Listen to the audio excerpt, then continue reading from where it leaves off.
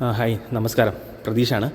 ഇന്ന് നമ്മൾ പരിചയപ്പെടുത്താൻ പോകുന്നൊരു കാര്യം വളരെ ഇമ്പോർട്ടൻ്റ് ആയിട്ടുള്ള കാര്യം നമ്മൾ പലപ്പോഴും പല വലിയ വലിയ ഫാക്ടറികളിലൊക്കെ പോകാറുണ്ട്. പോകുമ്പോൾ നമ്മൾ ഇങ്ങനെ ഒരു ഐറ്റം കാണാറുണ്ട്. ഇതിന് evacuation plan, fire evacuation plan എന്നാണ് പറയുന്നത്. നിങ്ങൾക്ക് കാണാൻ പറ്റുന്നുണ്ടെന്നാണ് എൻ്റെ വിശ്വാസം. പക്ഷേ ഇതിനെക്കുറിച്ച് അങ്ങനെ ഇതിനകത്ത് എന്തൊക്കെയാണ് അടങ്ങിയിരിക്കുന്നത്, കുറേ ഒറ്റയടിക്ക് നോക്കുമ്പോൾ അതിനകത്ത് കുറേ എന്തൊക്കെയോ എഴുതി വെച്ചിട്ടുണ്ട്. പക്ഷേ നമ്മൾ ബേസിക്കായിട്ട് അറിഞ്ഞിരിക്കേണ്ട കുറച്ച് കാര്യങ്ങളുണ്ട്. ഞാനതെന്നാണ് ജസ്റ്റ് ഒന്ന് പറയുന്നത്. ഇതിനകത്ത് മെയിനായിട്ട് ശ്രദ്ധിക്കേണ്ട ഇതാണ്, നൗ യു ആർ ഹിയർ.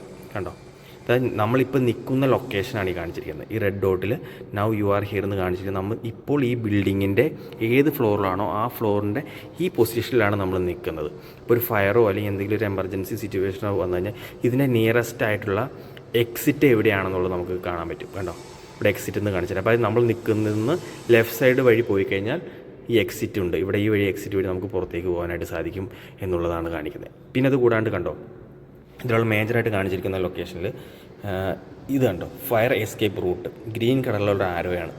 അതായത് നമ്മൾ ഇരിക്കുന്നത് കണ്ടോ, ഈ വഴി നമുക്ക് മൂവ് ചെയ്യാൻ പറ്റും. മൂവ് ചെയ്തതിന് ശേഷം ഇത് ഇവിടെ ഒരു എക്സിറ്റ് ഉണ്ട്. ഈ എക്സിറ്റ് വഴി നമുക്ക് പുറത്ത് ചെയ്യാൻ പറ്റും. അതായത് ഈ ആരോ മാർക്ക് കാണിക്കുന്നത് ഈസിലി അല്ലെങ്കിൽ സേഫായിട്ട് എസ്കേപ്പ് ചെയ്യാൻ പറ്റുന്ന റൂട്ടിനെ കുറിച്ചാണ് ഈ കാണിച്ചിരിക്കുന്നത്. പിന്നെ മൂന്നാമതായിട്ട് കാണിച്ചിരിക്കുന്നത് ഇവിടെ ഡ്രൈ കെമിക്കൽ ഫയർ എക്സ്റ്റിങ്ക്വിഷേഴ്സ്. ഫയർ എക്സ്റ്റിങ്ക്വിഷേഴ്സ് എന്താണെന്ന് നമുക്കറിയാം. ഈ എക്സ്റ്റിങ്ക്വിഷേഴ്സ് ഇതിൻ്റെ എവിടെയൊക്കെ ലൊക്കേഷനിൽ ഇരിക്കുന്നുണ്ടെന്നുള്ളത് നമുക്ക് ഇത് നോക്കിക്കഴിഞ്ഞാൽ കാണാൻ പറ്റും. കണ്ടോ, ഇവിടെ ഒരു ഫയർ എക്സ്റ്റിങ്ക്വിഷർ ഇരിക്കുന്നുണ്ട്.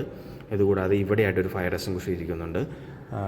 ആ എക്സ്റ്റിങ്ക്വിഷർ ഇരിക്കുന്ന ലൊക്കേഷൻസാണ് കാണിച്ചിരിക്കുന്നത്. കാരണം ഇതൊരു ഫയർ ഉണ്ടായി കഴിഞ്ഞാൽ പെട്ടെന്ന് നമുക്ക് ഈ ലൊക്കേഷനിൽ നിന്നും ഫയർ എക്സ്റ്റിങ്ക്വിഷർ ഇരിക്കുന്ന ലൊക്കേഷനിലേക്ക് എത്താനും അത് ഉപയോഗിച്ച് ഫയർ കെടുത്താനും സാധിക്കും.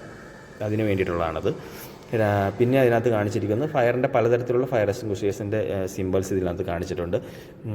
പിന്നെയുള്ളത് മാനുവൽ കോൾ പോയിൻ്റാണ്.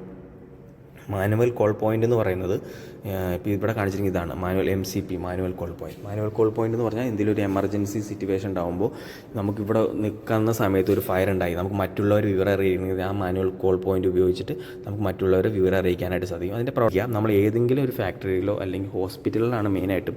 കാരണം ജനറലായിട്ട് ആൾക്കാർ കൂടുതലും വരുന്ന സ്ഥലം ഹോസ്പിറ്റലാണ്. അപ്പോൾ ഹോസ്പിറ്റലുകളിൽ പോകുമ്പോൾ ഇങ്ങനെയുള്ള റൂട്ടുകൾ ജസ്റ്റ് ഒന്ന് മനസ്സിലാക്കിയിരിക്കുന്നത് നല്ലതായിരിക്കും നമുക്ക്.